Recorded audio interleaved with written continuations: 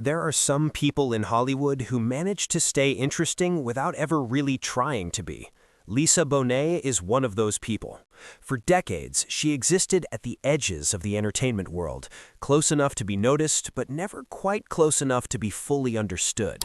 She was mysterious without performing mystery. She was influential without chasing influence. And when her marriage to Jason Momoa came to an end, people expected the usual Hollywood response. A statement, a photo shoot, a carefully managed comeback. Instead, Lisa did something that made people far more uncomfortable than any dramatic public breakdown ever could. She simply continued being herself. And that, it turns out, is the most unsettling thing a woman in Hollywood can do. Before we go any further into this story, if you enjoyed deep dives into the real lives of people who have shaped culture in ways that go beyond what we see on screen, please take a moment right now to subscribe to this channel and turn on the notification bell.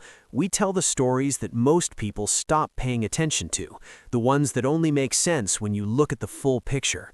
There is a lot more coming, and you will not want to miss it. Now let us go back to where Lisa Bonet's story truly begins.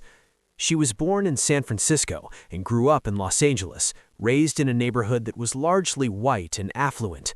From the beginning, she felt out of place.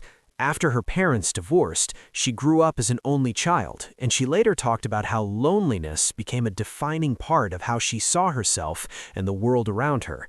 She did not feel like she fully belonged anywhere, and that feeling of being slightly outside of things followed her into adulthood and, in many ways, never entirely left. Acting came into her life almost by chance. A friend brought her along to an acting class, and something clicked. For the first time, being different did not feel like a problem. It felt like an asset. That led to a small guest role on a television show called Saint Elsewhere while she was still in school, and not long after that came the audition that would change everything. She was 16 years old when she landed the role of Denise Huxtable on The Cosby Show, and from that moment on, her life was never entirely her own again. The Cosby Show became one of the most watched and celebrated television programs in American history. It was groundbreaking in the way it portrayed a successful, educated black family, and Denise Huxtable became one of its most beloved characters. Lisa was suddenly one of the most recognizable young faces in the country, a fashion icon to teenagers, and a symbol of something fresh and confident. But even as all of this was happening, people who worked closely with her noticed something. She was never fully comfortable with the attention.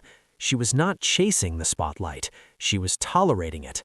One producer who worked with her during that time later recalled sensing early on that no matter how big the platform became, Lisa Bonet was always going to remain fundamentally herself. That instinct turned out to be exactly right. While other young actors in her position were doing everything they could to hold on to their success and build on it, Lisa was already quietly looking for ways to step outside the box that fame had built around her. She did not want to be Denise Huxtable forever. She did not want to be a symbol. She wanted to be an actor, a person, and a woman on her own terms. And the decision she made to pursue that freedom came at a very high cost. When Lisa turned 18, she accepted a role in a film called Angel Heart. It was dark, psychologically intense, and openly sexual. It was about as far from the wholesome family sitcom world as it was possible to get. When the film was released, the reaction was fierce and deeply personal. The conversation wasn't really about the film itself or about Lisa's performance. It was about her body and her perceived betrayal of the image America had decided she was supposed to represent. Critics and commentators acted as though she had broken some kind of unwritten contract with the public. Lisa did not apologize. She explained, calmly and clearly, that she had a responsibility to her own growth as an artist, not to a fictional character that someone else had created. That response shocked people. The industry was not used to young women, especially young women of color, speaking about their own freedom with that kind of calm certainty. The consequences came fast. Around the same time, she was part of a spin-off show that had been built largely around her character and her appeal. It launched successfully, but behind the scenes, things were already falling apart. When Lisa became pregnant, the situation forced a confrontation between what the producers wanted and what Lisa's real life actually looked like. The decision was made that the character could not reflect what was happening to the woman playing her. The pregnancy would not be written into the story, the character would not be allowed to grow up, and so Lisa stepped away from the show at barely 20 years old, judged not only for her artistic choices, but for her body, her pregnancy, and her refusal to pretend that her real life did not exist. People who were close to the production later said that the criticism she faced was deeply unfair given how young she was and how much pressure she was under. But the damage to her relationship with Hollywood was already done. The industry began to see her as difficult and unpredictable. Lisa began to see the industry as conditional and dishonest. Neither of them was entirely wrong. When her daughter Zoe was born, everything shifted. Lisa did not slow down her career because she was lost or confused or failing. She slowed it down because she chose to. She wanted to be present for her child in a way that the pace of Hollywood simply did not allow. Her marriage to musician Lenny Kravitz had been passionate and intense, but it unfolded under constant public attention, and when it ended, both of them described the period that followed as emotionally exhausting. Lisa made a deliberate decision to move away from the center of things. She relocated to Topanga Canyon, a quiet, nature-filled community outside of Los Angeles, and she raised Zoe there, surrounded by animals, open space, and distance from cameras and reporters. It was not a retreat born out of defeat. It was a conscious choice to build a life that actually matched her values. During this same period, she made another decision that most celebrities would never dare to make. She legally changed her name to Leela Coy Moon. She explained that she wanted a name that reflected who she was privately, rather than the public image the industry had attached to her. It was not a bid for attention, it was the opposite. It was an act of separation, a quiet but firm statement that the woman she was becoming was not the same as the character the world thought it owned.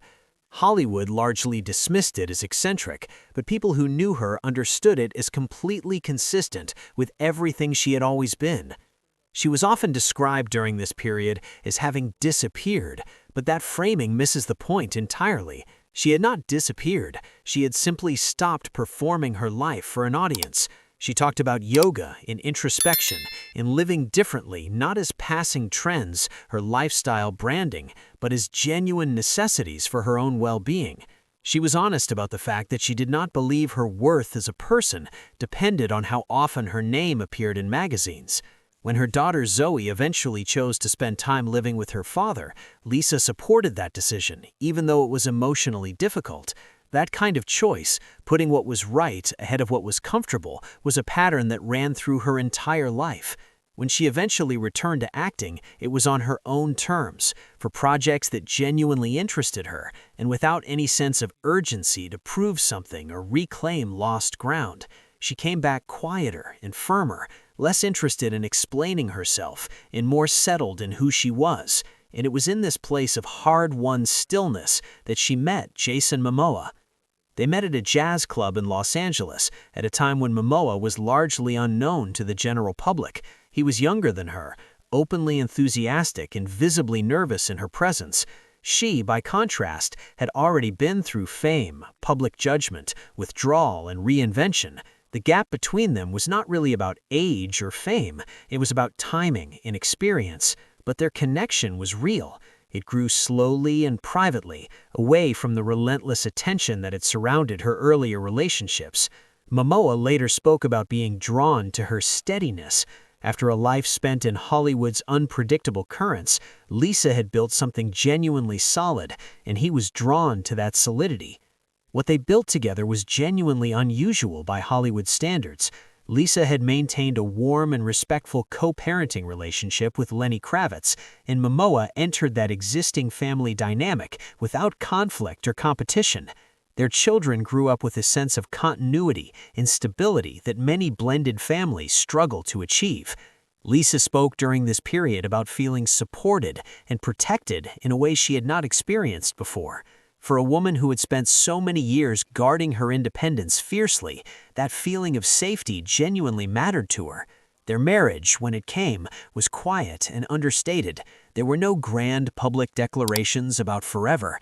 Their language was about growth, shared values, and being present for each other. But as Momoa's career exploded with global franchise success, the life he was living began to look very different from the life Lisa had spent decades carefully constructing. He was traveling constantly, spending months away from home on film sets, adjusting to a level of fame and public attention that was entirely new for him. The pace that energized and excited him was the exact opposite of the stillness that Lisa had worked so hard to build. These were not angry differences. They were not the result of betrayal or dishonesty. They were simply two people whose lives had grown in opposite directions, and at some point the distance between those directions became too wide to bridge. By the time they publicly announced their separation, the emotional work had already been done. The decision had been lived privately for months before the world was told about it. There were no accusations and no dramatic revelations. There was simply a quiet acknowledgement that the life they had shared no longer fit both of them at the same time. What happened next is what really surprised people. Lisa did not launch a reinvention. She did not reappear on red carpets with a new look and a new message. She did not post emotional reflections on social media or give interviews about healing and growth. She did nothing that the situation seemed to demand. Friends described her lighter after the separation, more grounded, more at ease. The absence of performance was not a symptom of grief. It was the proof that she had already processed what needed to be processed before anyone outside her inner circle knew anything had changed. Her physical appearance during this time became a topic of intense public speculation. At an age when Hollywood expects women to show visible signs of effort, of tightening and reshaping and correcting, Lisa simply looked like herself. She had spoken about this openly for years. Her approach to her body and her skin was rooted in simplicity and consistency. She talked about using natural products, keeping routines minimal, and allowing her body to exist as it was rather than fighting against it. She rejected entirely the idea that aging was something to be managed or hidden. But the deeper transformation was never really about how she looked. It was about how she lived. She remained off social media entirely. She avoided public commentary on her situation. She spent her time with her children, her close friends, and her wider family. She continued the practices that had grounded her for years: yoga, movement, time in nature, creative expression. These were not new habits adopted to cope with a difficult period. They were simply the continuation of a life she had been quietly building ever since she first walked away from the version of herself that Hollywood wanted to sell. What makes people genuinely uncomfortable about Lisa Bonet is not mystery or aloofness, it is clarity.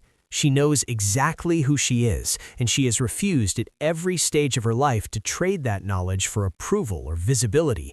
In a culture that is entirely built around the idea that women must be constantly performing, constantly justifying their choices, and constantly reinventing themselves for public consumption, Lisa's steadiness reads as almost defiant. She did not leave her marriage an anchor. She did not leave Hollywood out of bitterness. She simply outgrew structures that no longer fit, and she let them go without drama.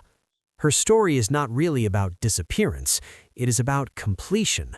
She achieved fame young, faced its ugliest consequences early, and spent the rest of her life building something more durable than celebrity. The separation from Jason Momoa did not create the woman she has become. It simply removed the last layer of compromise, and what was left underneath was someone who had been there all along. That is why her transformation gets under people's skin. It does not offer anything to consume or criticize or feel better about. It simply holds up a mirror and asks a quiet but uncomfortable question. What would you be like if you stopped performing your life for other people? What do you think about the way Lisa Bonet has chosen to live? Do you see her evolution as a quiet kind of power, or do you think walking away from visibility is a form of giving up? We would genuinely love to hear your thoughts in the comments below. And if this kind of storytelling speaks to you, please subscribe to the channel, give this video a like, and share it with someone who appreciates the real stories behind the names everyone thinks they already know. We will keep bringing you the ones worth telling.